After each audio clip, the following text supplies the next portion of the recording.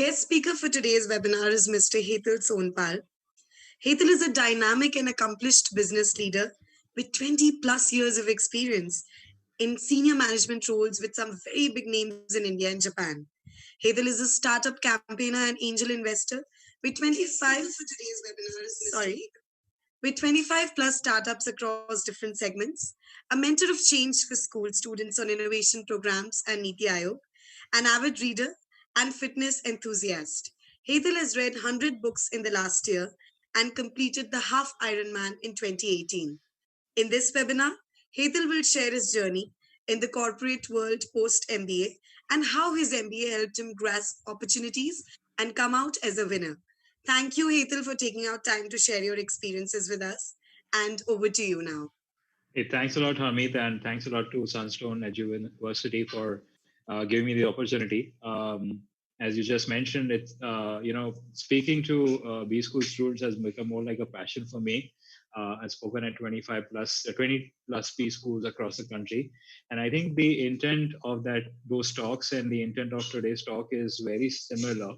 The idea being that post having done my MBA way back in 97, 99, I've gone through a huge transformation myself, and I'm sure the world has gone through transformation. And the world went through a transformation even before the Corona crisis. There are a lot of changes happened since I did my MBA. The intent of these talks and today's talk is to be able to share very candidly and honestly. I'm going to be very candid. In terms of what's happened with me in my corporate life, in my corporate career since I finished my MBA. Do I have any regrets for doing the MBA? Do I think that the MBA really helped me? In all balance, that's the whole objective for the topic for the day today. MBA key milestone for success in life. Whether it is a key milestone or not, I leave the audience to judge that. Based on what I share, you can make your own interpretation and you can make your own analysis. To start with, let me do one thing. Let me just give a brief background in terms of what I've done since my MBA. So I'm an electrical engineer from a background perspective. I did electrical engineering from SGS ITS Indore way back in 92, 96. And I want to keep this interactive. So if you guys want to use the chat option and send me responses on the chat, please more than welcome to do that. So anyone and everyone who's from Indore or has connection to Indore, please input in the chat. Would be good to know from a poll perspective how many actually are there. Any of your engineers, please mention that in the chat again. Would be great to know if we have a lot of engineers around. And yes, I do have a soft corner for engineers, being an engineer myself. Did my MBA from NMIMS Mumbai 97, 99. Again, Mumbaiites, more than welcome to input and let me know. It would be great to know how many of you are actually from the financial capital of India. Since then, I've spent just about 20 plus years now in the corporate life in the tech world, as I put it, which includes 11 years working with Wipro. I call it an Indian MNC. I spent some time with Microsoft, LinkedIn, and Intel, three large US MNCs after that. And my brief or my talk used to talk about Indian MNC versus US MNC. And now I feel that I think the word MNC is got deprioritized because of the startup world, which we are now seeing, right? And startup obviously doesn't mean a garage startup. Startups obviously include a Facebook and a Google, just like they include a Oyo and a Flipkart from India. From that perspective, I think I would call them new generation companies. I would call them 21st century corporates, companies which have emerged from the tech boom, which we saw in the late 90s and early 2000s, which has led to a significantly large industry now forming out of there. So apart from my corporate career, which spanned for about 16 years, I spent about 4 years engaging with startups as a angel investor, as a mentor and an advisor. And this is what I found as really passionate. I was able to associate myself as a mentor for entrepreneurs just because I saw that as a great opportunity to share my experiences with the young entrepreneurs, being able to give back to the industry and society, so as to say. So that's the background. I would want to take a break here. I typically want to set the tempo and the momentum for the talk. And I have a short video which I'm going to play here. Pardon a minute's disturbance while I actually get the video playing for you guys.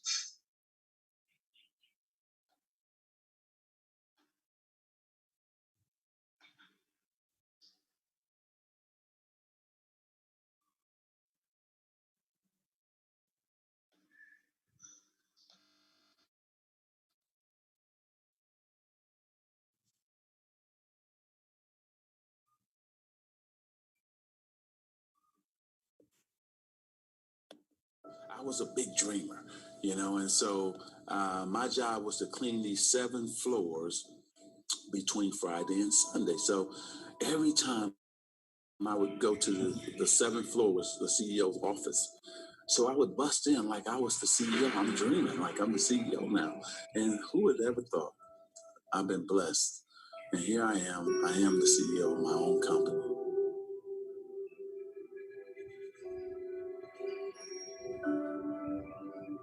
Well, I think that the number one thing is you have to have a very clear vision, a very clear goal of where you want to go, because only then you will get there. You can have the best airplane. I'm sorry, I forgot to share the screen and I started the video. Humble apologies. Let me share the screen and play it now. Okay, great. So I was a big dreamer, and so my job was to clean these 7 floors between Friday and Sunday. So every time I would go to the 7th floor was the CEO's office. So I would bust in like I was the CEO. I'm dreaming like I'm the CEO now. And who would ever thought? I've been blessed. And here I am. I am the CEO of my own company.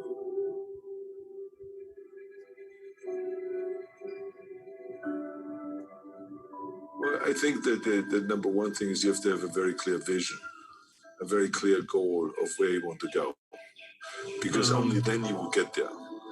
You can have the best airplane or the best chip in the world. Harmeet, is the video audible? No, it's audible, but it's not visible, Hetal, due to Hold some on. technical error, I guess. You can just Hold share on. your screen and then play. I'll do it again. Yeah, sure, sure.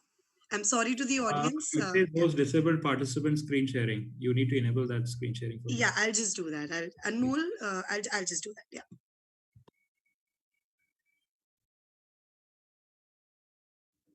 Maybe you can give me 5 minutes till the time I fix this, and you can talk to No the problem. audience. No And so, problem. yeah, sure, Sounds sure. great. So I think that's as far as my journey goes. I think it's interesting that throughout my corporate career and engaging with startups, I always used to self-analyze and try and understand, what was the whole experience like. And I want to take a step back and share with you a personal experience. The year was 1997. I had done my engineering. I didn't have a job in hand, um, but I was not disappointed or sad about it. I had planned for doing a postgraduate MBA course in India, as well as I had planned to do an MS from US. So I was parallelly studying for GRE and giving entrance exams to various MBA institute and exams as well. While I was doing that, a friend suggested, "Hey, why are you sitting at home? Why don't you just go and try and get a job for yourself?" So I said, "That sounds good." I went down to Bangalore. All of you from Bangalore, you might want to just chip in and let me know how many of you are from Bangalore. Went down to Bangalore. A friend of mine, his sister worked with Wipro, and he had said, "Hey, why don't you go and meet Didi? And she'll probably guide you in terms of applying for a job at Wipro." So I go and meet her.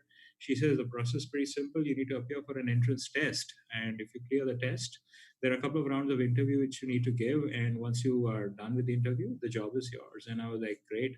So I gave the test with the very next day. I had a couple of days to spend.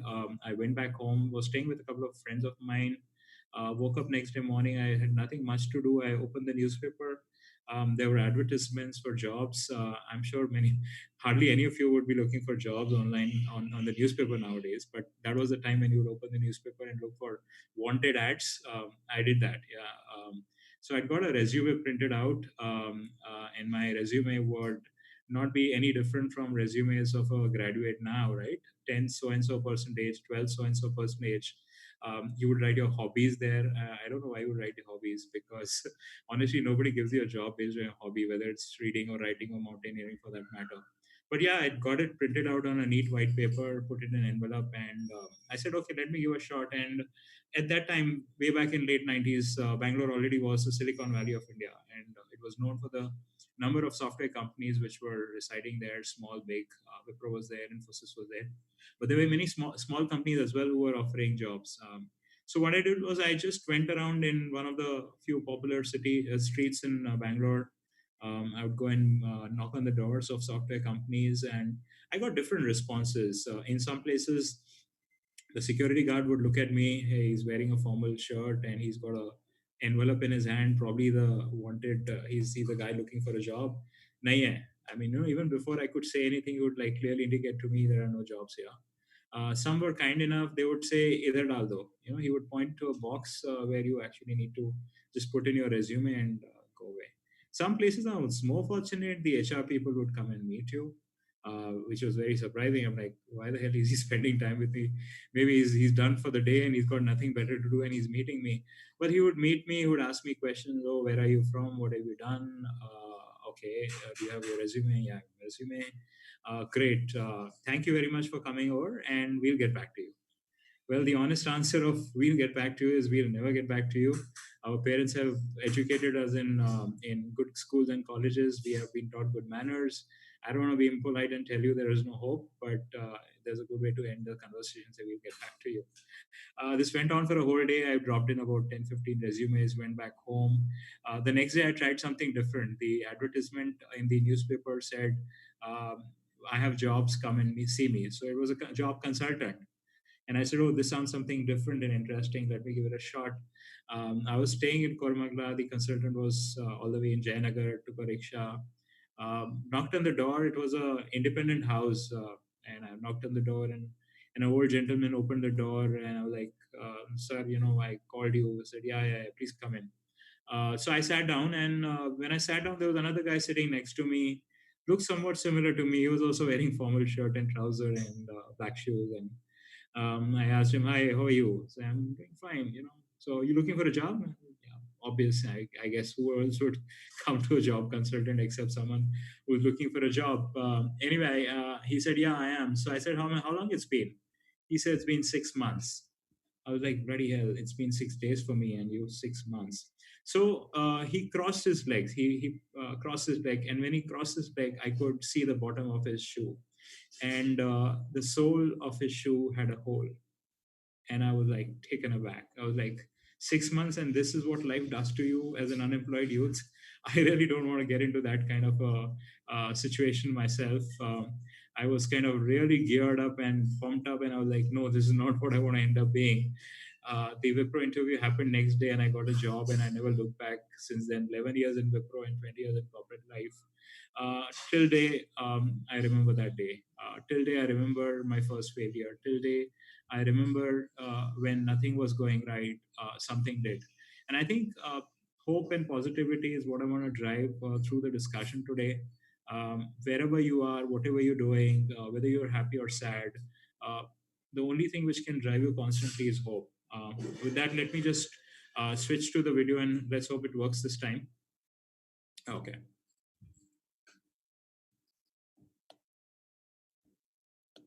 I was a big dreamer, and so my job was to clean these 7 floors between Friday and Sunday. So every time I would go to the 7th floor was the CEO's office. So I would bust in like I was the CEO. I'm dreaming like I'm the CEO now. And who would have ever thought? I've been blessed. And here I am. I am the CEO of my own company.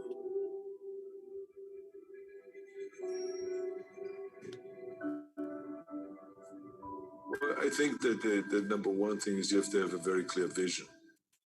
I was a big dreamer.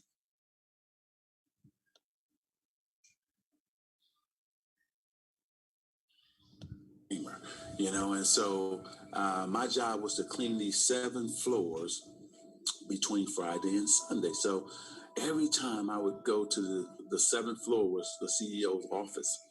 So I would bust in like I was the CEO. I'm dreaming like I'm the CEO now. And who would have ever thought? I've been blessed. And here I am. I am the CEO of my own company.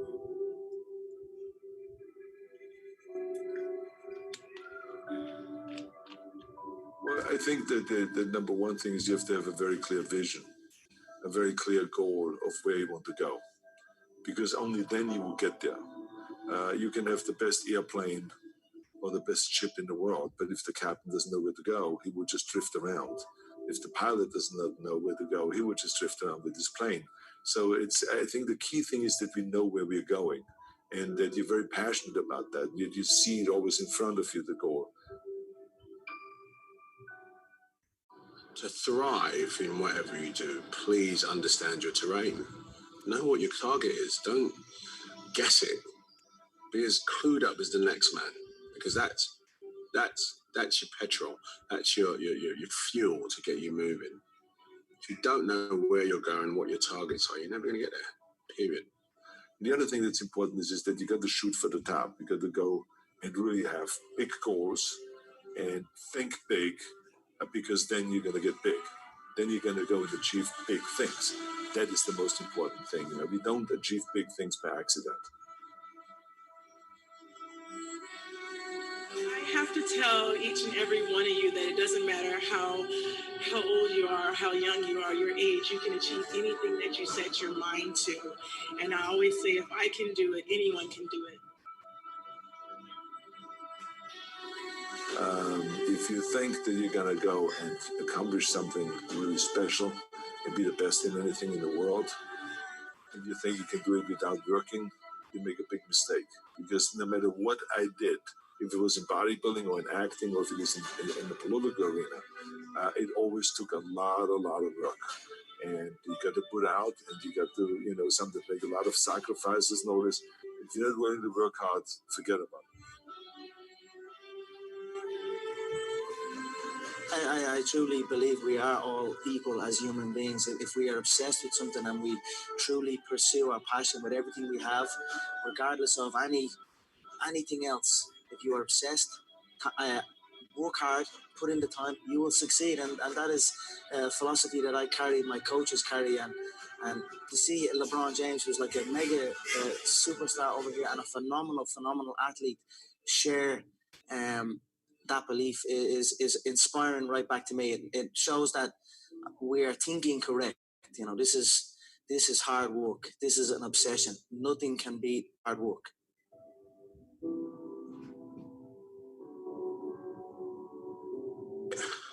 This here is the reality? Do you mean that the competition is not the reality? Listen, the work is behind the scene. Competition is the easy part. Behind the scenes is where the work is done.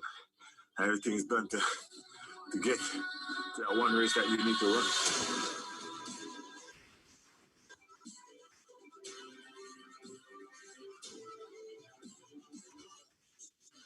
I always question myself in the best of times, even when I was world number one for many, many weeks and months in a row. At certain times during the year, I said, what can I improve? What do I need to change? Because if you don't do anything or you just do the same thing over and over again, you stay the same. And staying the same means going backwards because the other guys are working hard and improving. So I always needed to find ways to improve my game as well.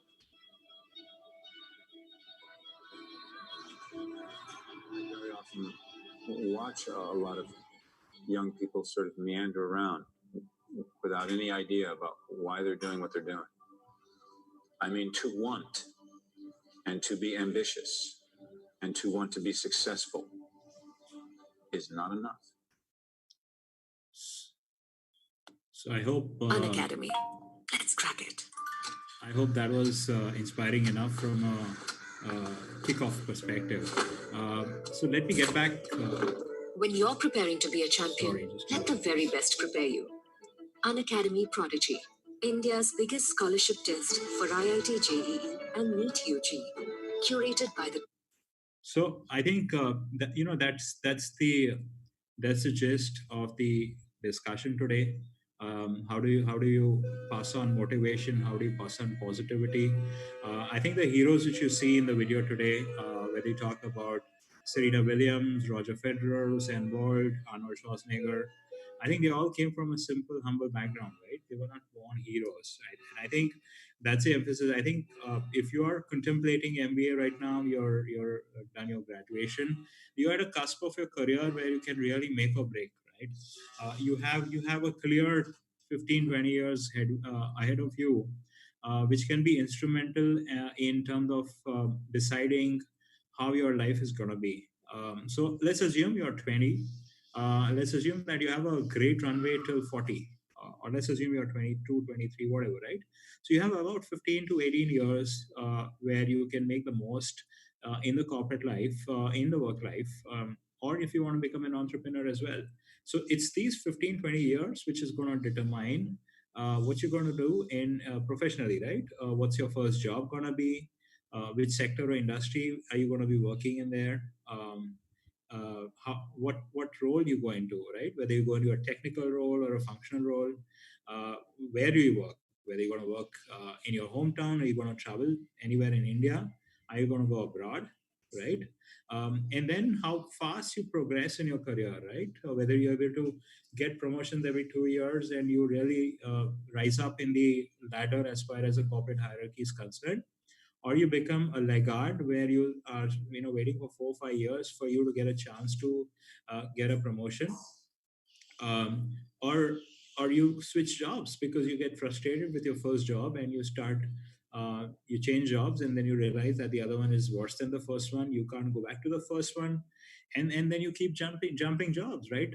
It's become pretty common nowadays in the millennial world of not sticking to a job for more than 18 to 24 months for no apparent reason. Some people say, I just got bored, that's why I changed jobs, right?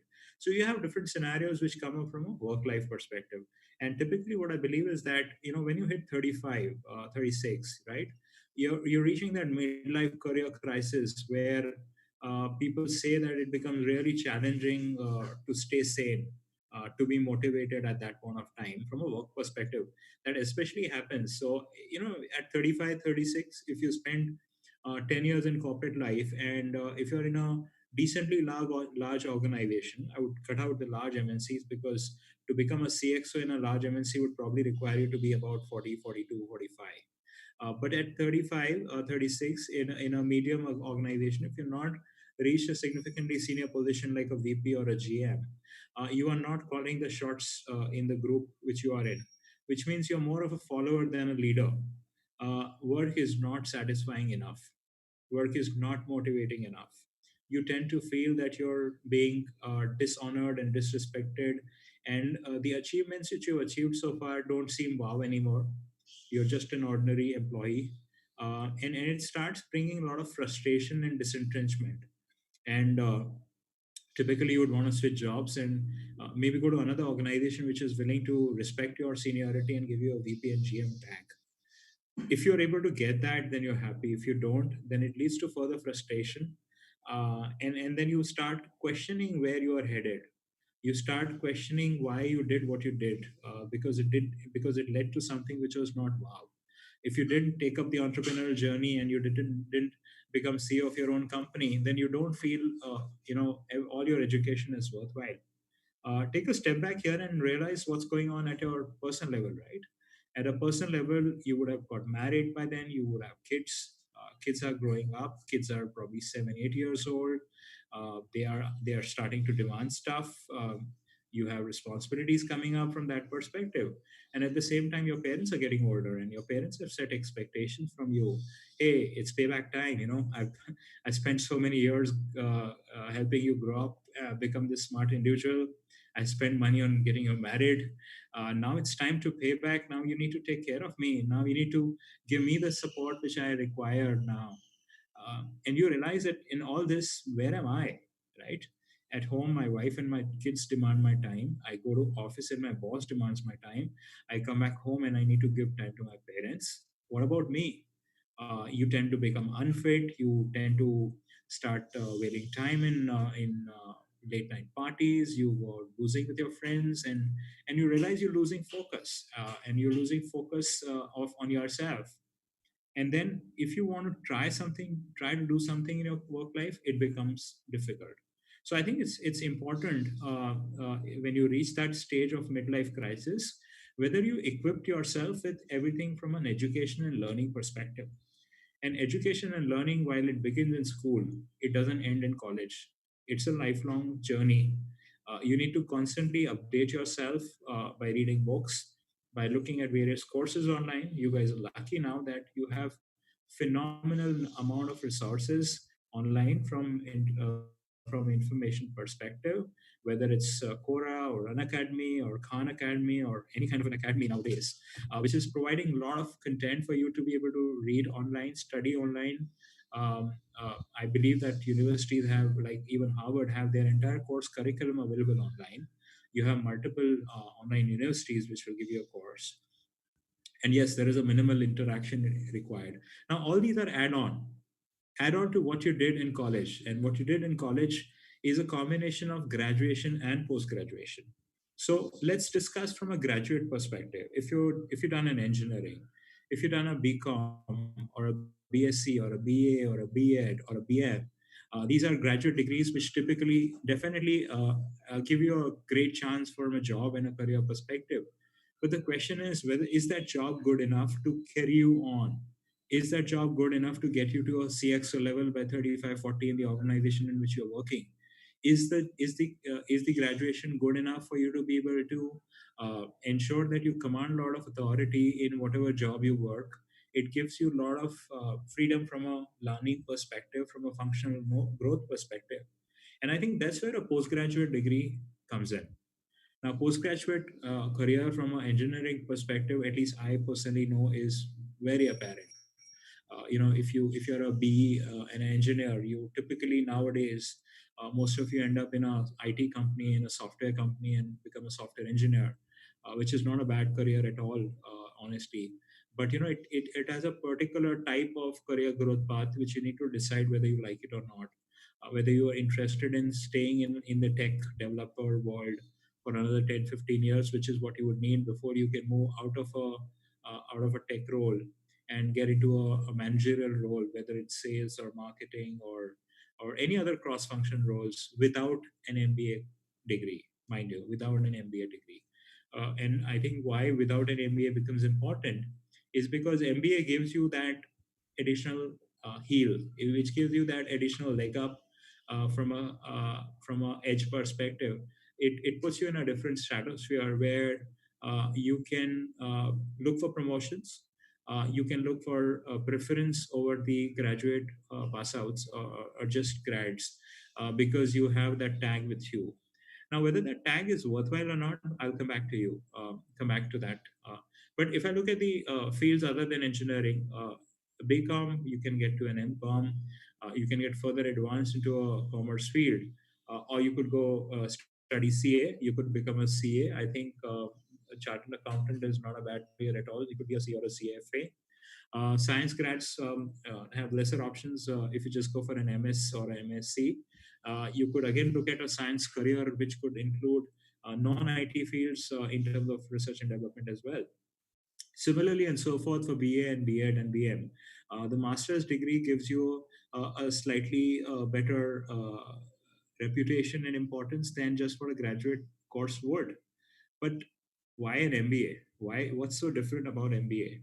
And I think the important word of MBA, which we need to take into account, is management. It's about ability to manage people, its ability to manage resources, its ability to manage situations, right? I think that's the leg up, that's the authority and command which an MBA degree gives you, makes it quite distinct from a career choice perspective. And it's interesting how an engineer, a BCom grad, a BEd grad, or a BM grad all become synergistic or similar once they have an MBA with them. Yes, you still retain that educational background from a graduate perspective, but once you've done your MBA, you are now focused on the functional expertise or functional capabilities which you have attained in your MBA, and that becomes your growth path for future career. So if you've done an MBA in marketing, whether you did an engineering before that, or you did a BCom, or you did a BM before that, Bachelor of Management, now you're looking at a career in marketing. You're not looking at a career in a technology field. You're not looking at a career in a commerce or a finance field particularly. Marketing becomes your forte. Similarly, if you've done your MBA major in human resources, HR, which is again a very popular choice, you are becoming a master at managing people, and people management becomes your forte. Whether you did an engineering or any other graduate degree becomes less consequential. I'll come to the fact that yes, recruiters do give importance to your graduate degree even if you have an MBA. There's absolutely no doubt about that. But if I look at my career perspective, if I spend those 2 years studying well in HR, studying human resources as a field, so when recruiters come to my campus for hiring potential HR managers, if I'm confident on the topic, if I'm confident that I know what it and what is required from a great HR manager perspective, the job is mine, regardless of what my graduate degree is. I think the graduate degree comes in as a second choice or a second option for the recruiter. Once he feels confident that yes, he's a great he is a great potential HR professional. However, he's lacking a little bit on manage on confidence. Maybe he's not well versed on the technology field. Let me look at his background. Oh, he's done an engineering. Great. Mine is a tech company. So his tech knowledge in my company becomes an additional asset because not only he can manage people, but he understands technology, which means that he understands what the job which the people in my company are doing, and he will be more understanding when, let's say, a software engineer is frustrated after 3 years of being a senior software engineer and he's not moved to a architect or a junior manager, and he goes and meets the HR and says, I want to leave the company because I've not been promoted. Then the HR manager himself can question that senior software engineer on the points on which why he's not been promoted. He can talk the same lingua and language.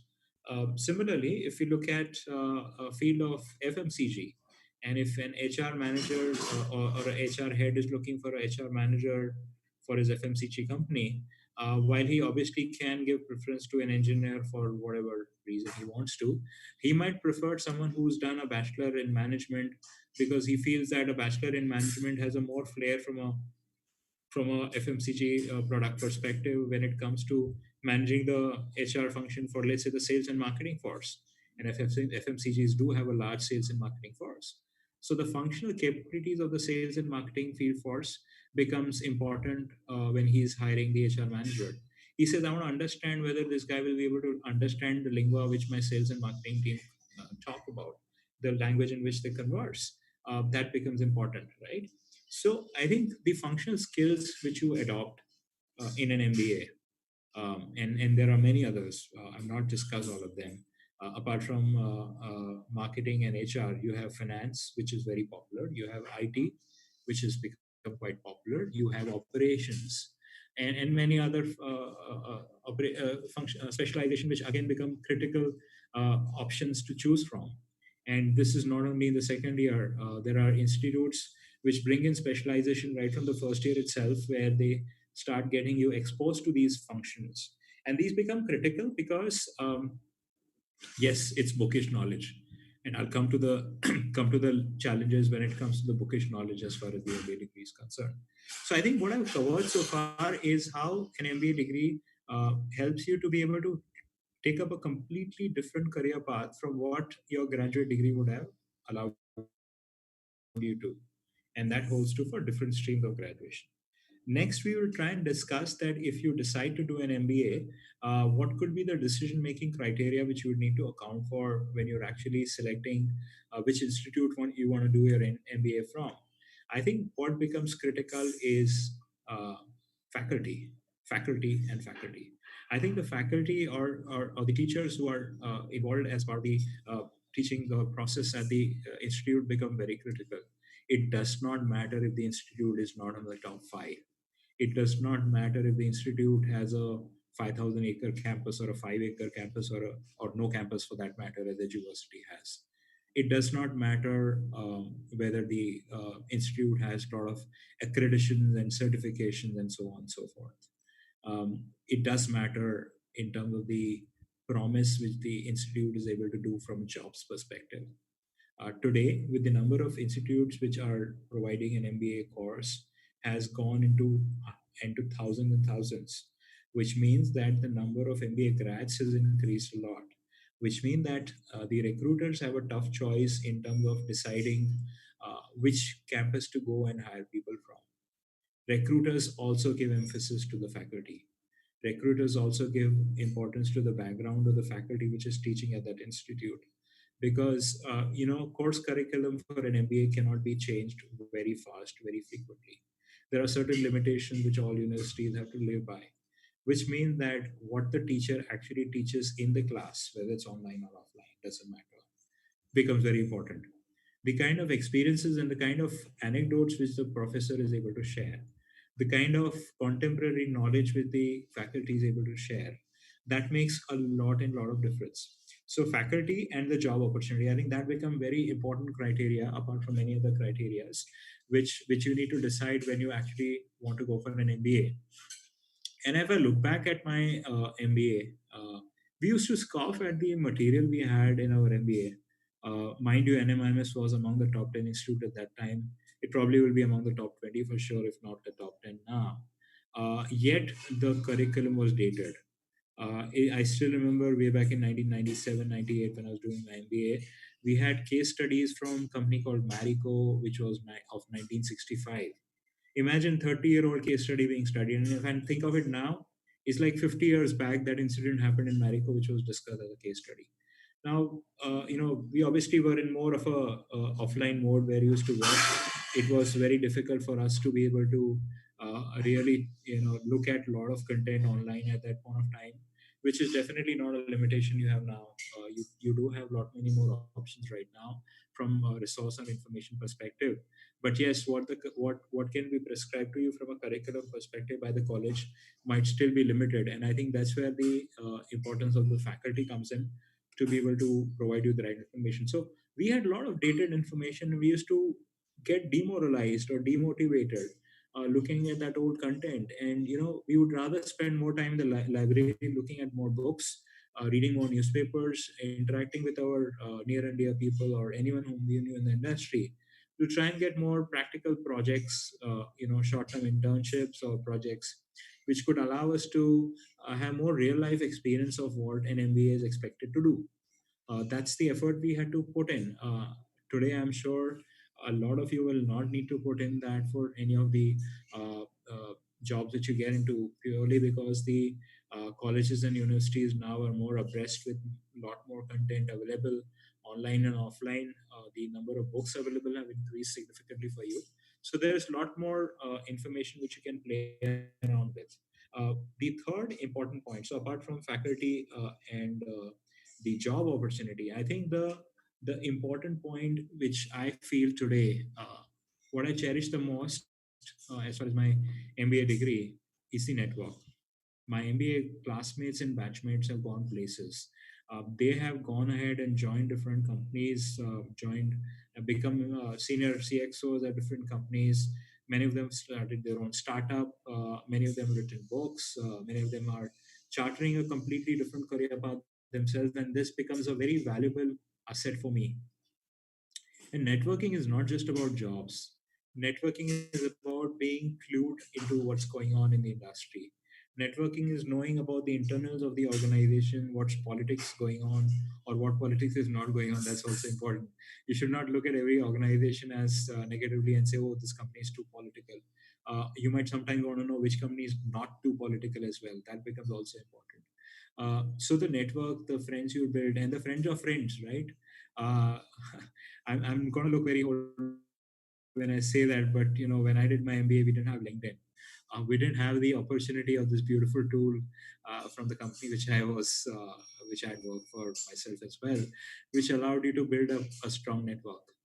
Regardless of whatever number of people you connect on LinkedIn, the strength of your network depends on the strength of people you know as a first degree, and all your MBA classmates are your first degree connections. And these are the ones which will help you to get to the second degree and third degree as you grow up in the corporate ladder, when you are looking out for job opportunities in different organizations. And maybe your MBA batchmates are not in those organizations, but someone working in those organizations knows your MBA batchmate. voila, you get connected. And it does make a lot of difference. From a mid to senior level, every organization is looking out for hiring people whom they can rely on. And from a reliance perspective, to be able to have a middle part, have someone in the middle who can be used from a reference perspective, it becomes significantly important. I'm sure you heard companies give a ton of money for referral candidates, who can be depended upon based on someone's word of mouth, or someone's reference coming in. So that network becomes important, and I think the network which you carry on is not only about students; it's about faculty as well. Nowadays, the faculty in most of the colleges are fairly young, very much people whom you can reach out to on a regular basis even after you've done your course. You can stay connected through email, WhatsApp. The communication tools today nowadays are so many that you're just a click away, just a click of a button away from your faculty as well. And the faculty has deep industry connect. So that becomes another source of connection for you. This is regardless of your own network which you build as you work in the company where you start working after your MBA, right? So that becomes an additional advantage. That becomes an additional advantage as well for you to consider. So we talked about faculty, we talked about choice of institute, we talk about job opportunities, we talk about network, and I think all these as a combination become important when you look at success in life. Success in life is definitely about success and about life. And life definitely has, and your corporate career or your professional career has a significant role to play in your life. Even if you're going to go into entrepreneurship, even if you plan to do your own business, it's always advisable that you spend some amount of time working. You get your hands dirty, you get your feet on the ground, understand how an organization runs, understand how different functions in organizations are conducted, have a clear idea in terms of what those roles entail. So you get a good idea when you actually start your own company. And if you're going to hire a marketing manager or a finance manager in your company, and you're the CEO, you're the boss, you need to know what are the expectations from a finance manager like, or what is a marketing person supposed to do. Or sometimes when you hire a salesperson, you don't know how to evaluate the performance of the salesperson. So then it all becomes very critical that if you spend some time working in an organization, over the water cooler conversation or over a cup of coffee, you interact with the marketing manager of the company or the sales manager of the company, and you get a good idea in terms of what's going on. I am handling HR, but this guy is responsible for getting sales for the company.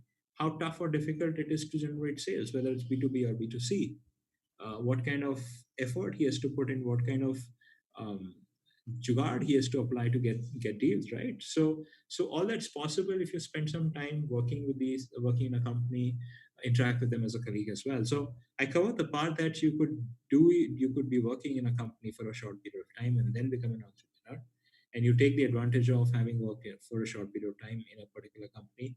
When you become an entrepreneur, you're learned and knowledgeable enough. So I think both from perspective of job as well as from entrepreneurship perspective, the networking, the faculty becomes very important, critical information. Staying connected, connections, and is also very critical information which you need to have. Now, when it comes to getting a job, a big debate is whether you want to join a large enterprise company, or are you more keen on startups? The dividing line between large enterprise and startup has diminished over a period of time. The reason being that, and when I say startups, I'm referring to large organizations like a Wipro or a Microsoft or a L&T or a Reliance. When I'm referring to startups, I'm referring to a Google or a Facebook or a Flipkart or a Oyo. The reason I'm distinguishing these two is obviously the startups are more agile, they have more employee friendly policies coming in. You hear about Google having a very fancy canteen. I've been to the cafeteria, and it's absolutely marvelous. You hear about beanbags being provided in Microsoft Office, and yes, they are very comfortable as a seating option compared to the typical chair and table and cubicles which we are also used to in standard organizations. Yet what's happening now is that large organizations realize that for the younger workforce, for the millennials and the Gen Z, it is important for them also to be able to provide all these cool options to the employees, and they're changing, right? Mukesh Ambani proudly called Reliance Jio as a startup. It doesn't matter, it's 150,000 crore startup, or maybe it's much more than that now. But the fact of the matter remains that he's saying that because he wants to attract a younger population, and he wants to ensure that not many poor people apply for a job there. So I think the dividing line is thinning out. At the same time, what's happening is startups have now started realizing that they need to hire gray hairs. They need to hire people with 15, 20 years of experience in a company like an L&T or a Reliance or a Wipro, because they have gone through the grind. They've gone through a lot of tough situations, which makes them super duper fit for a young startup, which is a 5 6 year old organization, where they can establish the sales function, they can establish the marketing function, they can actually boof up the entire operations of the company, and really leapfrog the growth of the organization. That becomes very critical perspective. So enterprise and startups, the fine line is now gone. The dividing line is clearing up. Yes, if you join a garage startup, a completely bootstrapped outfit, which says, hey, dude, I'm not going to be paying salary for the next 2 years. We give some stock options, but the value of the stock option depends on the valuation of the company. And the valuation of the company depends on the growth of the company, and the growth of the company depends on the sales, and the sales depends on you. So indirectly, you're responsible for making sure that those stock options become really worthwhile. So get going and move on, right? So that's a different startup, and yes, that requires a lot of readiness from a financial angle perspective. You need to have a decent amount of savings, because if you're not going to be earning for 2 years, then you have a challenge. Yeah, Harmeet, you. It's going a wonderful session. There are so many questions we have received. I thought I'll just interact and tell you that so many different questions people want to know. First one is it's from Chandan Raj. He says, "Hello, sir. Good evening, sir. I have a question. Sir, in current scenario, lots of jobs have already been gone. So how can one motivate oneself for a good job?" Very good, and I think that this is a very interesting question, and I have a ready answer for this. I just conducted a session yesterday on stress management post lockdown, and this was definitely one of the points discussed in terms of how do you manage stress in a scenario like this. Look, whether you have a job or you don't have a job, the stress is there, right? Ask people who are in a job, ask people who have a bad boss. Sometimes that stress is much difficult to manage than the stress when you don't have a job. But if you don't have a job, there are many things which you can do. And I think the easiest one is to stay positive. And I know stay positive is easier to advocate than to actually practice. It's not easy to stay positive when you have negative news about people dying, people falling sick all over. You can't step out of the house. You can't even go out for a jog or a run, forget about stepping out. And it does add pressure. You look out for entertainment on the digital devices and you realize half of the content is all dished out. You'd seen it over and over again. You don't want to see the same series. Nobody's generating new media content. You can't switch on news because they are all boring and crap. You have Anab Goswami shouting at top of his voice in one of the channels. You just can't bear it, right? I think you need to take control of your life. You need to take control of what you allow to influence and what you don't. It's in your hands. It's easier to visualize, I know, but once you start practicing, it becomes easier. You need to see what is giving you value and what is not. And watching news does not give you any value. In case you didn't know, every news channel makes money. They're in the news business for making money. And for them to make money, they need to make it popular. For them to make it popular, they need to instill fear in your minds. Because once they instill fear, then you will seek solution to that fear in that same channel. Unfortunately, most of the viewers don't do that, but the news channels don't realize that. So they continue to harp, headline grabbing news, which have absolutely no meaning. So you need to be sure whether you want to watch the news or not. I don't watch the news. I avoid the tabloid newspapers like Times of India. I stick to the Mint and Economic Times because I do believe that from a financial and angle perspective, ET does have a lot of good information, and Mint is a beautiful newspaper. I mean, the kind of editorial and the kind of stories it has, it's got a wider split from a perspective. So first is you control the media on the TV and the print. On the phone, it's much more difficult. I myself get bombarded with messages on different WhatsApp group, and some of them are just too difficult to watch, and I don't watch them. This very interesting instance where I actually got a message with a link to a news article, and a friend said, "Hey, this is shocking." I said, "Let it be shocking. I don't want to get a shock. I don't need the shock. I'm not going to read the news." I just deleted the message without even reading the headline, mind you. So I think True, first true. thing you need to stop yourself. Second is start looking for positive stuff. Start reading. I'm a very strong advocate of reading. I not only read 100 books in 2018 and 19, but I'm on book number 43 for this year, and I believe that will probably surpass 100. The I reason hope I'm our students start, taking this one token of advice from you, that yeah, is reading. yeah, and everyone is most welcome to ping me. You can follow me on Goodreads. I can suggest umpteen number of books to read. There are lots of good books, and important part when you read, when you pick up reading, is if you don't like the book, please don't read it. The 200 or 400 bucks which you spent on it is gone. Whether you finish the book or not, it's not going to come back to you. So you're better off not reading something we don't like, and switch on to something. Trust me, 4 or 5 books later, you will come across something which you like, and then you will only remember the book you liked, and you will completely forget the books earlier which you read and were not good. Reading, staying away from news media, choosing the kind of media you get on the phone. All these are solid tips. Staying fit, you might have limitations of staying inside the house. I personally know of people who done a half marathon or full marathon running inside the house. So please don't give me excuses that you can't stay fit if you stay inside the house. There are umpteen number of apps which give you fitness exercises, yoga, Zumba, whatever, which all can be done within the confines of your house. A 4 meter by 4 meter space is all that you need. Nothing more than that. Yeah. Right, right. So many questions flooding up. I'll request you to answer a few more. There's a Can I just take a 1 minute break? Just 1 minute, please. Sure, sure, sure, of course. So while Sir is at a 1 minute break, he has so many experiences to share. He has so many things to say, and as Sir was saying, it's all about hard work. It's all about determination. It's all about how exactly you want to go about your things. You should have a set, firmed goals in your head while you're planning, when you're sitting.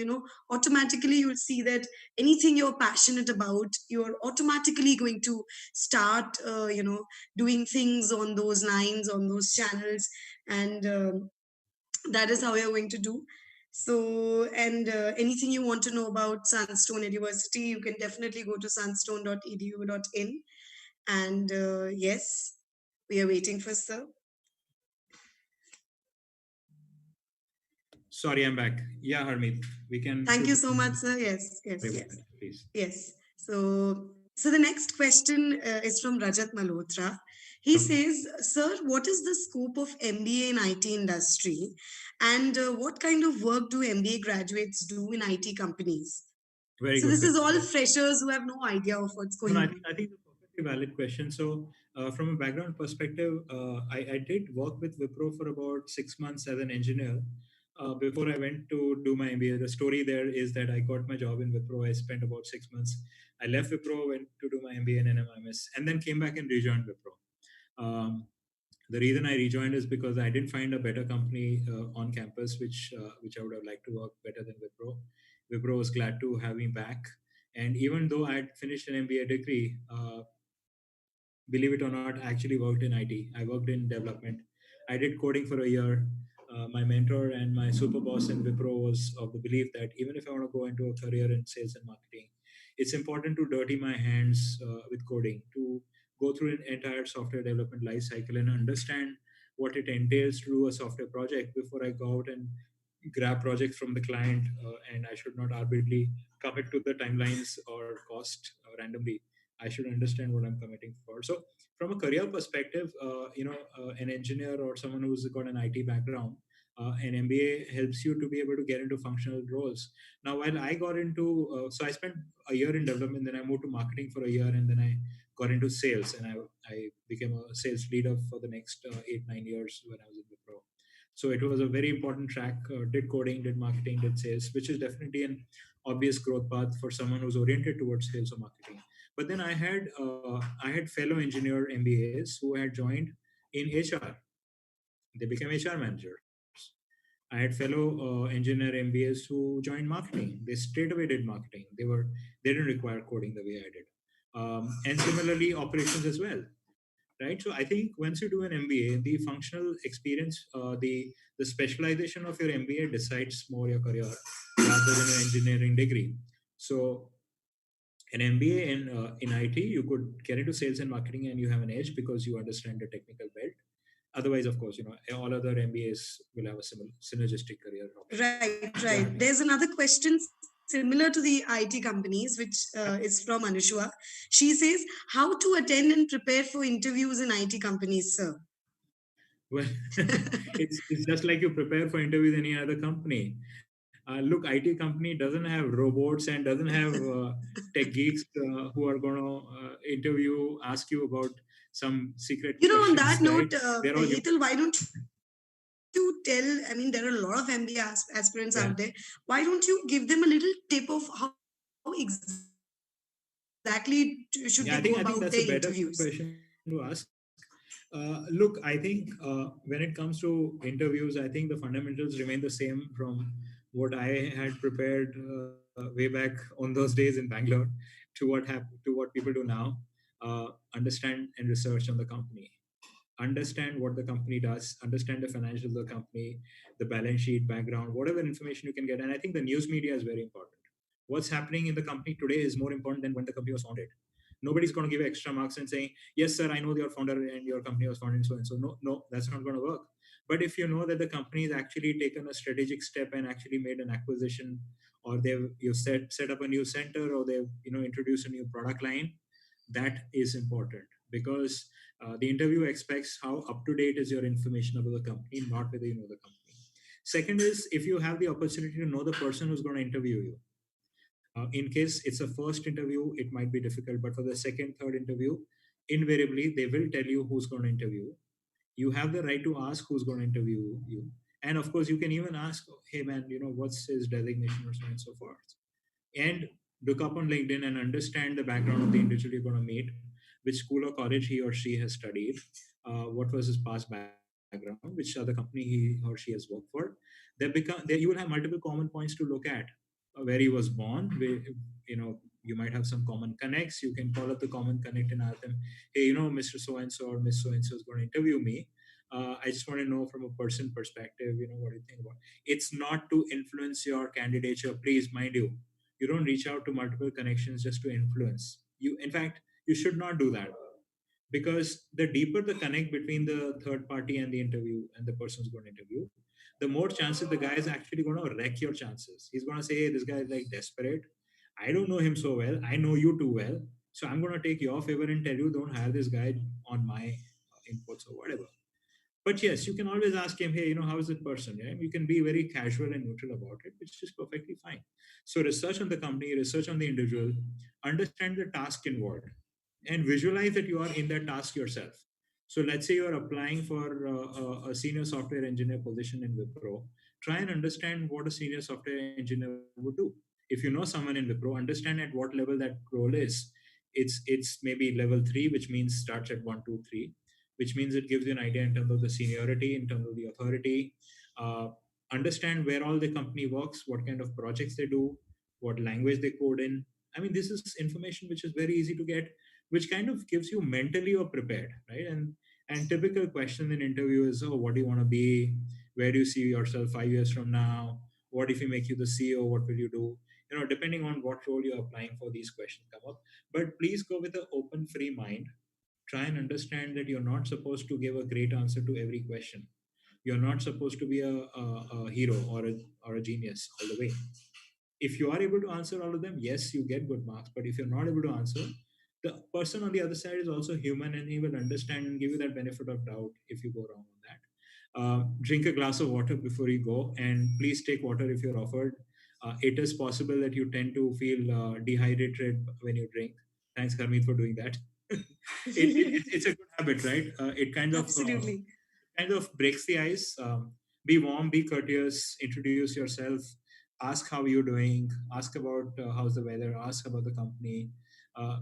There's a 5-minute icebreaker, and that 5-minute icebreaker decides how casual the interview is going to be with you. how informal Right. he's, and you need to help him be informal. He wants to be informal. He doesn't want to have that stoic rocket, rock-like face in the conversation. So please smile, be polite, be nice, and we'll go for you.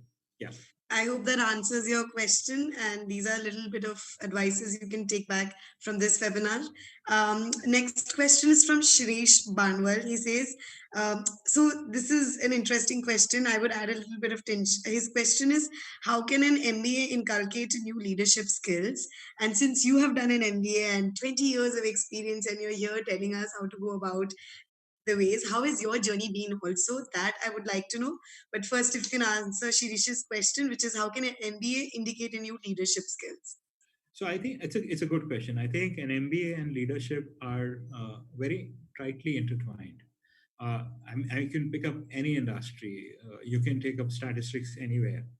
An MBA will definitely help you to rise higher and faster than not having an MBA, without doubt. Not that without an MBA you can't be a CEO, you can very much be. But if you have an MBA, then the chances go up in certain organizations. In certain organizations, it might really not matter. Not having just having an MBA does not mean you will become a CEO. So please don't go and demand the CEO's chair the moment a company hires you and like, come on now, I'm here, I've arrived, and the simple answer to that is there are many other MBAs as well which you're fighting with. I think MBA gives you a sense of authority. It gives you a sense of self-confidence. It exposes you to different functions, which helps you from a cross-functional expertise perspective. And whenever you're given a chance to rise in the organization, they're looking at how you know the organization beyond your core function.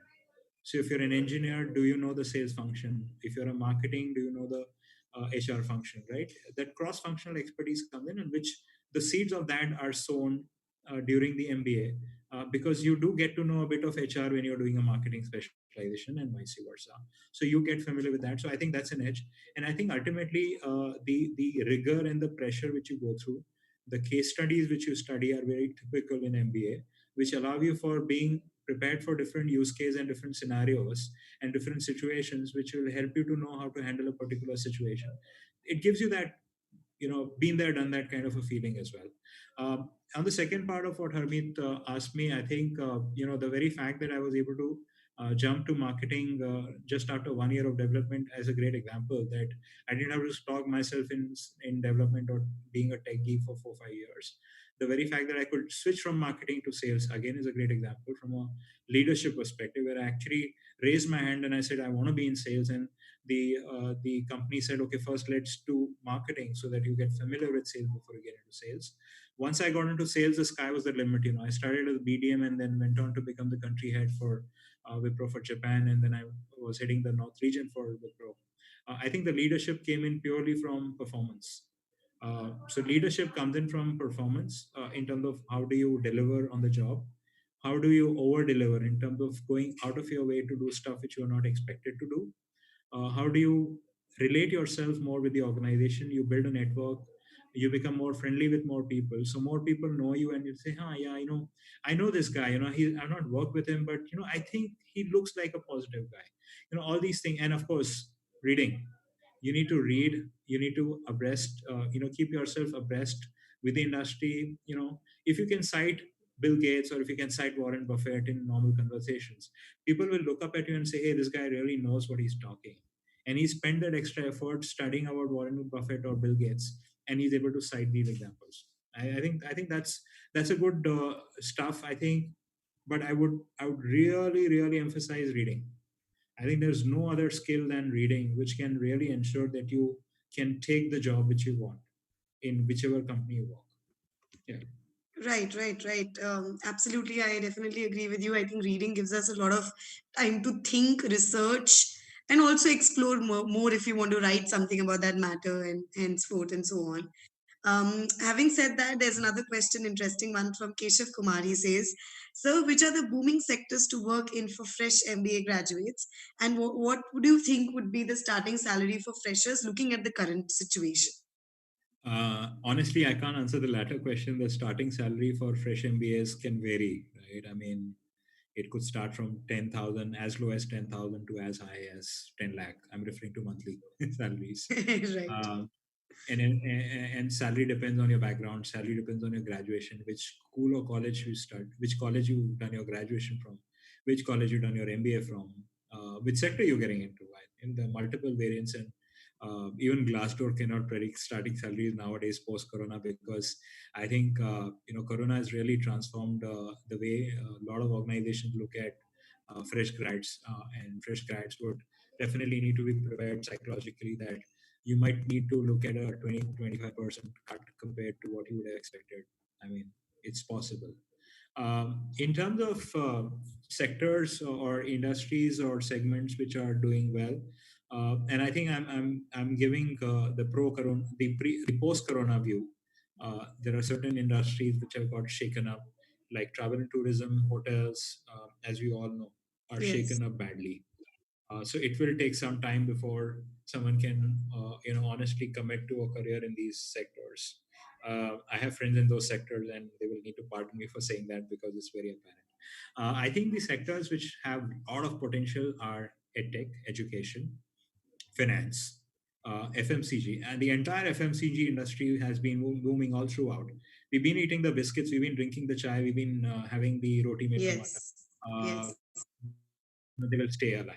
And Telecom, we have also started storing it, I guess. of course, Zyada karke. which I don't recommend. I'm completely against storing, because not there's not been a single day when we needed a grain, or we needed a pulse, or we needed a vegetable and we could not get it. Not a single day.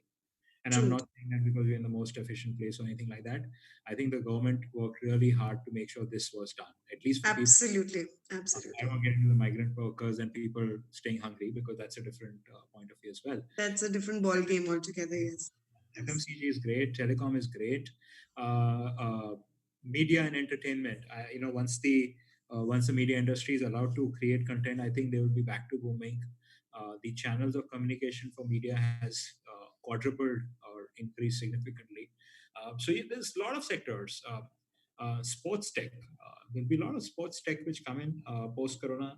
There'll be different scenarios being visualized that you might need to have games happening in empty stadiums, which means that there's a lot of content, a lot of live sports going to be viewed on digital channel.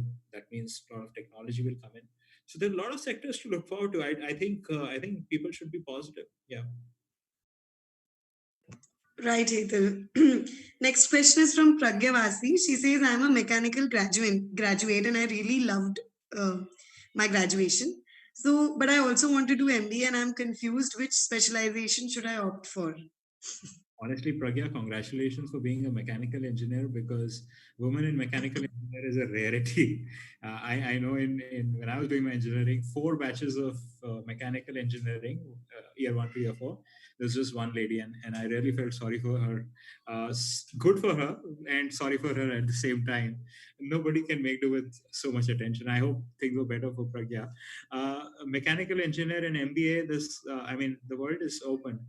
But yes, I think with due respect to the knowledge which was imparted, with due respect to the hard work which your professors put in giving you knowledge on thermodynamics and fluid dynamics and mechanical drawing and all those subjects, I think you should try and join an industry which will give respect to what you learned. So don't go and join an IT firm, right? Don't go and join a telco firm, right? Join an organization where some of your knowledge of mechanical engineering will stay relevant. You could take operations as a functional expertise in MBA, which is very relevant. Finance also recognizes mechanical engineers very well. There are certain fields, of course. Ultimately, as a mechanical engineer, your MBA specialization will decide your future. But yes, I think doing an MBA is not a bad choice for a mechanical engineer. I would really suggest you go out for that.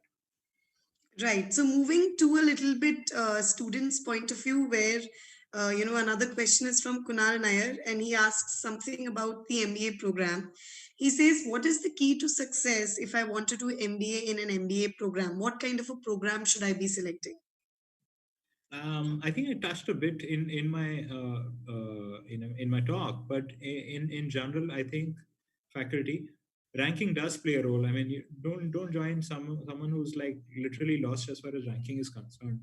Uh, uh, Placements, right? Job opportunities, faculty efforts are covered, and And I think ultimately you need to decide on the financial constraints if you or your parents have. You don't want to spend too much. I mean, I've come across people who spent about 18 lakhs on a Mhm. two-year MBA program, and the starting salary is 12 to 13 lakhs. And these are people who have actually taken education loan. What they don't realize it next 7 8 years they're just going to be spending paying back the loan, and by the time they pay back the loan they're so frustrated and so disgruntled. It's not even funny. So be cognizant of the amount of money you're spending. Yes, an MBA is important, but not at the expense of taking up so much financial burden on you and your family. And people forget the opportunity cost. uh, so if your graduate degree could get you a decent job, and if you're not doing that job, please account for that as well, that you're missing out on making that money as well. In fact, the main reason I think why Sunstone was also established was when too much of unnecessary money was being spent by the students to the to the B schools, and so much of that was happening. And I think we're trying to cope up with that scenario. Hopefully, Very we are true. on the verge. I think Sunstone is doing a fantastic job from that perspective, where not only they're promising job right from day one, but they've kept the cost of education, decent, respecting the fact that having a decent cost ensured that you have a wider diaspora of people joining. I would never want an institute to judge an individual based on his paying propensity, being on the capacity which he can pay for the fees, which should never be the criteria for any course for that matter. Yeah. Absolutely. I think if all the education sector start thinking like that, thinking on a, giving mode, the world will become, India will become a much better place to, No doubt. study and learn. So, another question from Raman Sharma. He says, "Sir, what kind of work experience do you need for an MBA? And do we really need a work experience for MBA?" Beautiful question. I don't know how I missed that out. Yes, I do agree that rather than being a fresh grad and getting to an MBA college, I was more or less a fresh grad. Let me be honest about it. I think it's better if you spend at least 4 or 5 years have a 4 year, 5 year work ex before you go and join an MBA course. In that 4 or 5 years, make sure that you jumped careers, you jumped, I mean, jumped jobs in the sense you did multiple jobs. Either you rose up higher in the same stream, or you took up an alternative stream, so that you have a sideways shift as well, not just a vertical growth in the organization. If that organization did not turn out to be great, and after 2.5 3 years you switched and joined another company, then make sure that you have at least 2 3 years in both companies, so net 5 6 years experience. Interestingly enough, a lot of MBA institutes are not picking up grads with more than 3 years of work experience, because they say, "Hey, you're too old now. You spend too much time." So when I was actually talking to B school students, when I was actually doing the talks, a lot of people would fall in the 24 to 36 months experience bracket. It seemed like the sweet spot where you spend 2 years, but you didn't spend too much time. I think that was more from a paying propensity for jobs, right? For the recruiters, when they came on campus, they realized someone who's got 4 or 5 years experience is on. I mean, it's fair for him to expect a higher salary, but it's become a difficult task for the employer to give a different salary between the fresh and the experienced grad. So that became the big challenge as well, right? So I think 3 years of experience for me is also enough. It's not bad. If you have more experience, then be prepared that institutes might be looking at you differently based on the quantum of experience you have, right? So that becomes the important criteria to look at. I think that should be the point to look at. Yeah. Right, right. There's another question, a really interesting one. It's from Shivam Soni. He has a series of questions. He says, first question is why Maybe MBA? 100 He questions. has finally landed up on you for so many questions. His first question is, why should I do MBA? Second question, I think you should ask yourself that, Shivam. Second question is it need to become an entrepreneur? Is it the need to become an entrepreneur? Third is it only a degree? If it is a degree only, then why do people get high salary after MBA? I think you've answered your own question anyways. Over to you. I think MBA is not a must for becoming an entrepreneur. But yes, I think you're better off having an MBA than not having an MBA when you become an entrepreneur. I think you go through an MBA course, you'll realize it, and you'll probably send me a thank you note after that. I think what was the last thing? The salary part, right? Sorry. Yeah. So the last thing he's asking is that why is, if it's a degree, if MBA is just a degree, Oh, yeah, yeah. then yeah, MBA is ultimately a degree. Yes, it's a thapa, but yes, the thapa has value. Period. Uh, Sometimes that's what I say, right? Regardless of where you did an MBA from, the fact that you have an MBA does give you an edge, does give you a thapa. Now, Raghuveer Riti Sada Chali Aayi. It's just been going on for generations, and it's going to go on for generations. Don't try and question that. Me and you can't sit and answer that. correct. There's an interesting question down there from Shilpa. She says that how to land and make the most of an MBA internship, since you have so much of experience. She wants to know how to go about in the beginning. And the second part of this question is how to make an impact on your mentor and increase your chances of converting an internship into a full-time job. It's a long way down there. What would you like to say? It is good someone is thinking ahead. See, I think internships, by the sound of it, are opportunities which are not job opportunities. So, first thing in internships, don't look at a stipend. Don't look at a stipend as a criteria for selecting the internship. Don't look at the company as well, but do look at the project which is being provided to you, because internship, especially during your MBA, is the first hands-on opportunity to work in the industry, and you want to make the most of that by being able to do something meaningful which you can put in your resume, and you can honestly boast about it, that oh, we did a cost benefit analysis for a new product launch in so and so company. And I'm saying so and so because that company might be small, but the fact that you did cost benefit analysis, and by the time you actually appear for your final interview, that product is launched in the market. Maybe it's some shoe brand in Ludhiana which is selling 500 shoes a day. It's fine.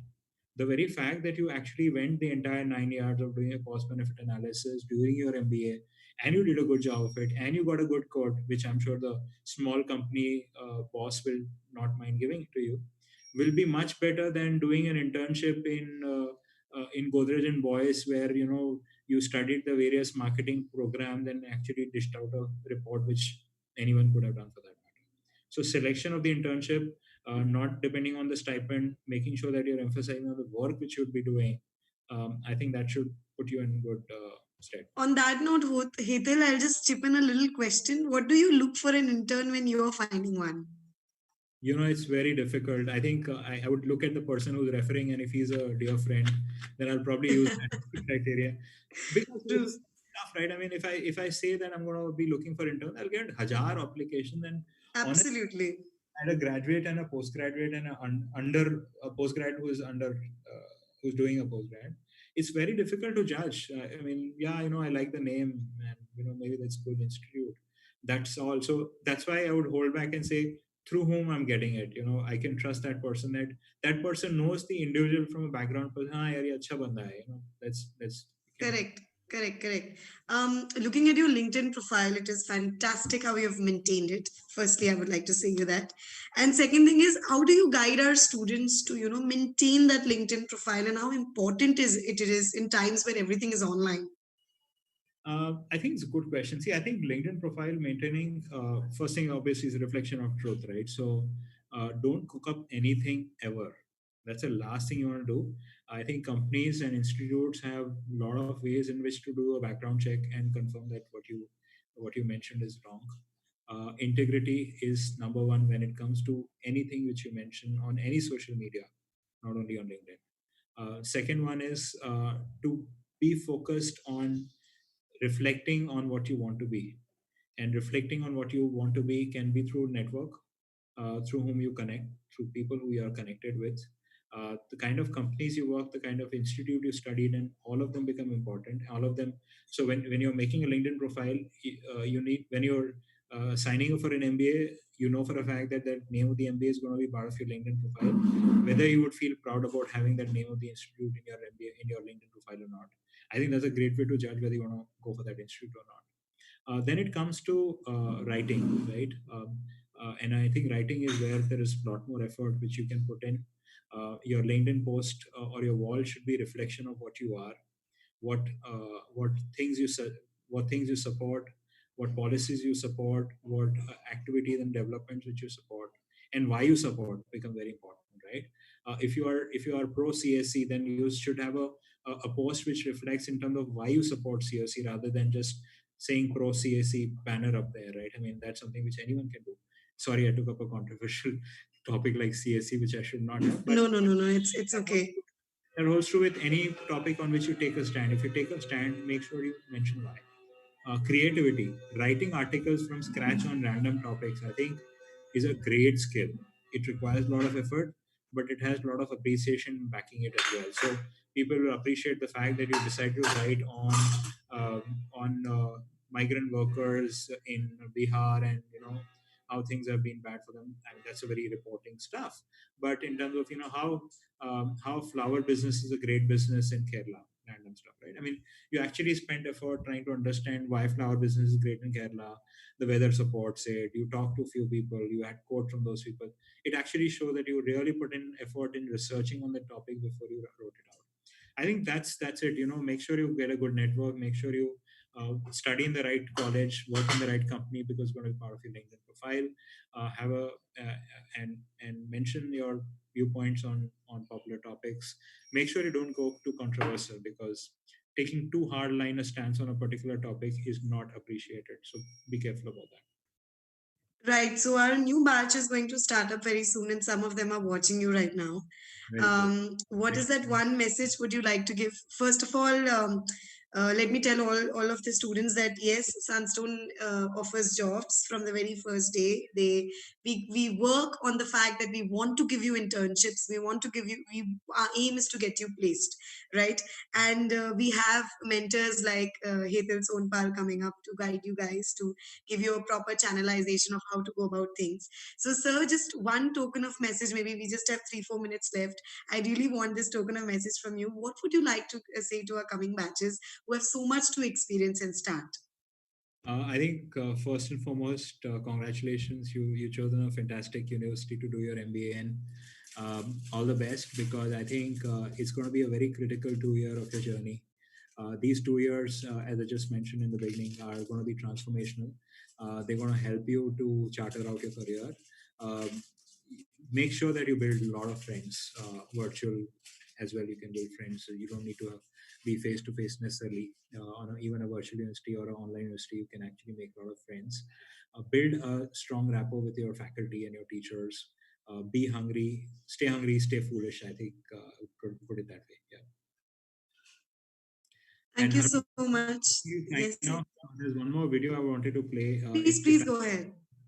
So I think thanks a lot to everyone. I would want to sign off with this last and final video I want to play. It's been a phenomenal experience sharing my life journey, my professional journey. I hope there's been a lot of learnings. I believe that a talk like this is not the end, but the beginning as far as conversations are concerned. Feel free to reach out to me on social media. If you send me a connection request on LinkedIn, please mention specifically why you want to connect with me. A random request will not be entertained. I'm open to connecting on emails or WhatsApp, depending on how Sunstone would want to address it. I don't want to be approached directly to respect the fact that it's through Sunstone I come through.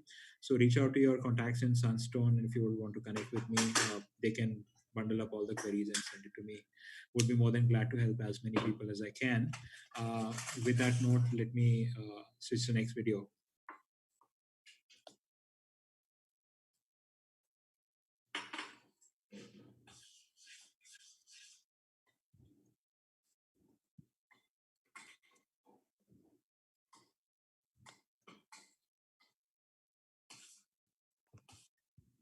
Hetal, you can share your screen first and then play. Yeah.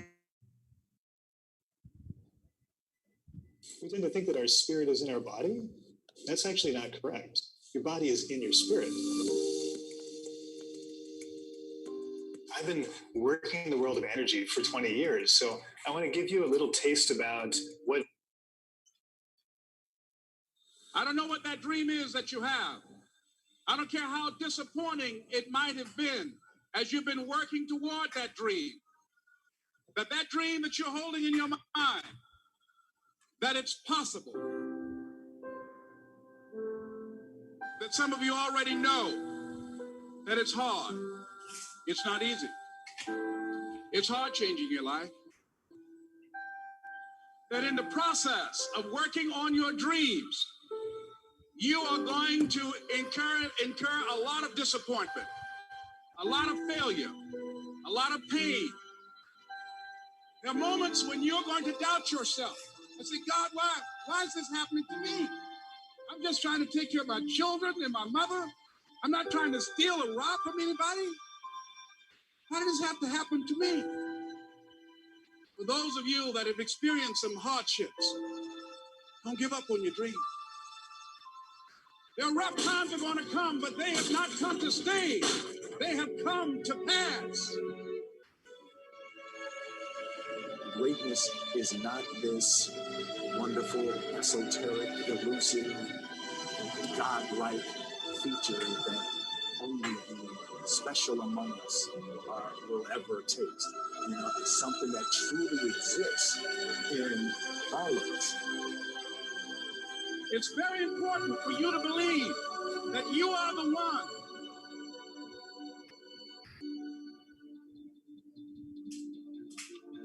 Most people, they raise a family.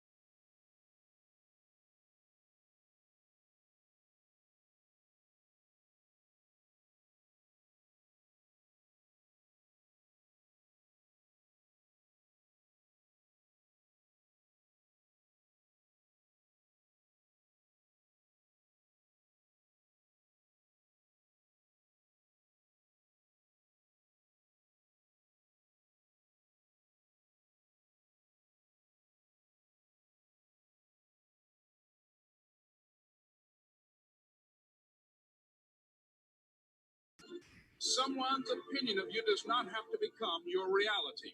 That you don't have to go through life being a victim. And even though you face disappointments, you have to know within yourself that I can do this. Even if no one else sees it for me, I must see it for myself. This is what I believe, and I'm willing to die for it. Period. No matter how bad it is or how bad it gets, I'm going to make it. I want to represent an idea. I want to represent possibilities. And some of you right now, you want to be, you know what I'm saying? You want to go to the next level. I want to counsel. I want to be an engineer. I want to be a doctor. Listen to me. You can't get to that level. You can't get to the level economically where you want to be until you start investing in your mind. You're not reading books. I'm challenging y'all to go to conferences. I dare you to invest time. I dare you to be alone. I dare you to spend an hour getting to know yourself. When you become who you are, when you become the person that you were created to be, designed to be who you were designed to be, when you become an individual, what you do is you take yourself and you start separating yourself from other people. I tell you to get to a place where people don't like you, it don't even bother you no more. Why? Because you're not concerned with trying to make them happy, because you're trying to grow up. You're trying to get to the next level. I need you to invest in your mind. Invest in your mind. If you still talk about your dream, if you still talk about your goal, but you have not done anything, just take the first step. That you can make your parents proud, you can make yourself school proud. You can touch millions of people's lives, and the world will never be the same again because you came this way. Don't let nobody steal your dreams. After we face a rejection and a no, or we have a meeting and no one shows up, or somebody say, you can count on me, and they don't come through. What if we have that kind of attitude? The cards repossessed. Nobody believes in you. You've lost again and again and again. The lights are cut off, but you're still looking at your dream, reviewing it every day, and say to yourself, it's not over until I win.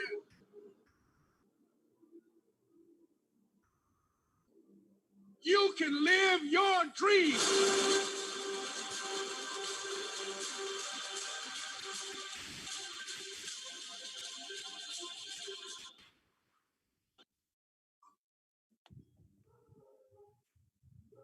Thank you so much, Hetal, for your time, for sharing your experiences and talking to our audience as well. Energy so sweet. Hello. Yeah, please, sorry. Thank you so much, Hetal, for joining us, sharing your experiences and giving us your valuable time. We are looking forward to having more sessions like this with you soon, and to our audience we'll get people who have such amazing experiences and who have built from the very beginning, 20 years, 25 years. We want them to come and talk to you. And thank you, Hetal. In the end, would you like to say something before leaving? Oh, thanks a lot. It's been awesome. I think the feeling is mutual, and I hope students learned something from this. And yeah, more than glad to have more sessions. I love talking. I strongly believe that I want to pass on the goodness of the experience I've had, and if anyone can benefit from that, more than welcome. Thank you very much. Thank you, Hetal. And we will take some other questions regarding Sunstone University. Okay. Sure. Thank you very much. Thank you.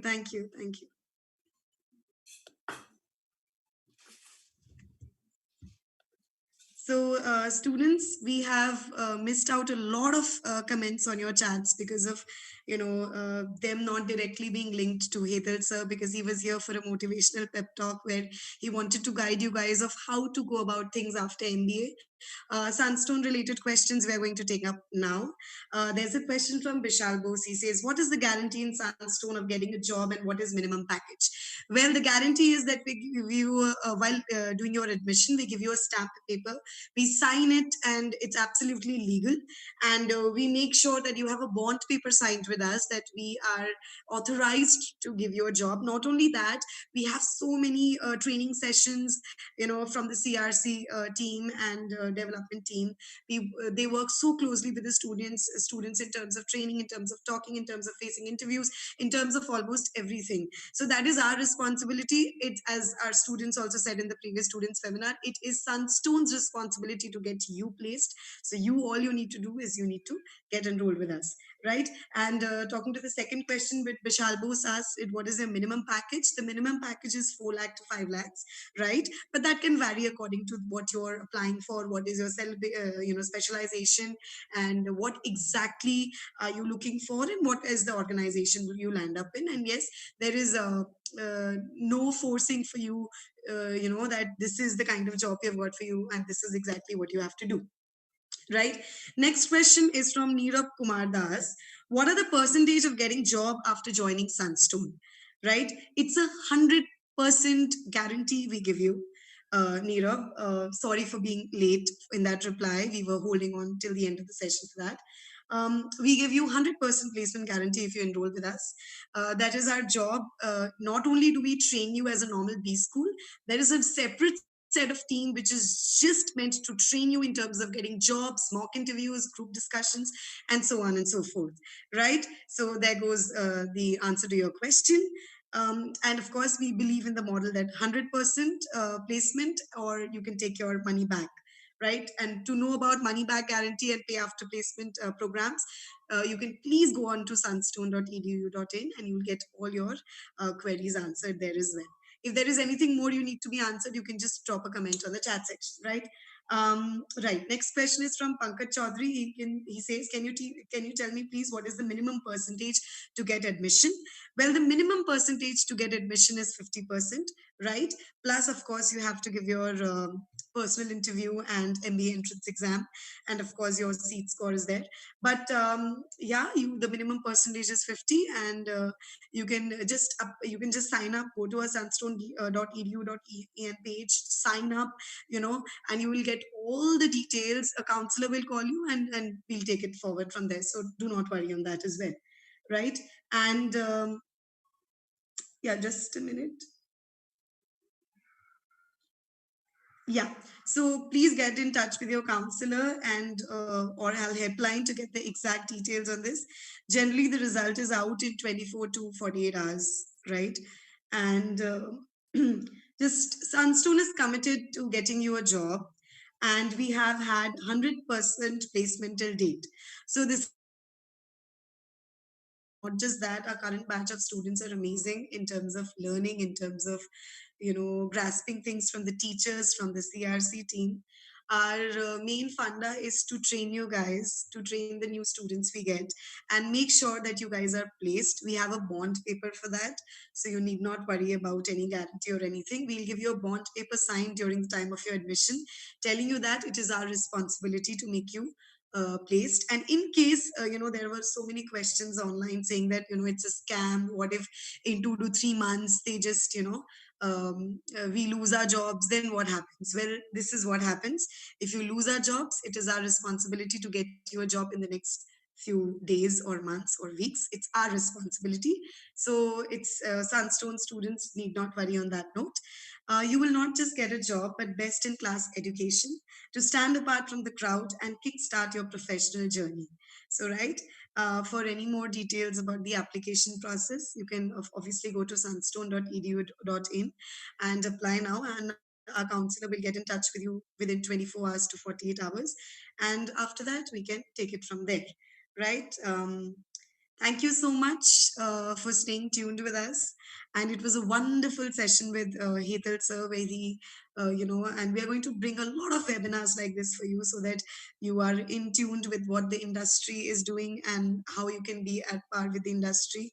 And Sunstone's curriculum is also, at par with the industry. Our main motto is to make you aware about what is going around, and, and to be up to mark with the agile organizations, right? And this video is going to be there online. If you have any questions, any doubts, you can always leave a comment and we'll get back to you. Our team will get back to you, right? And thank you so much. If you haven't subscribed to that YouTube channel you're watching, please click that right away and hit the bell icon so that next time when we are online, you reach the message soon.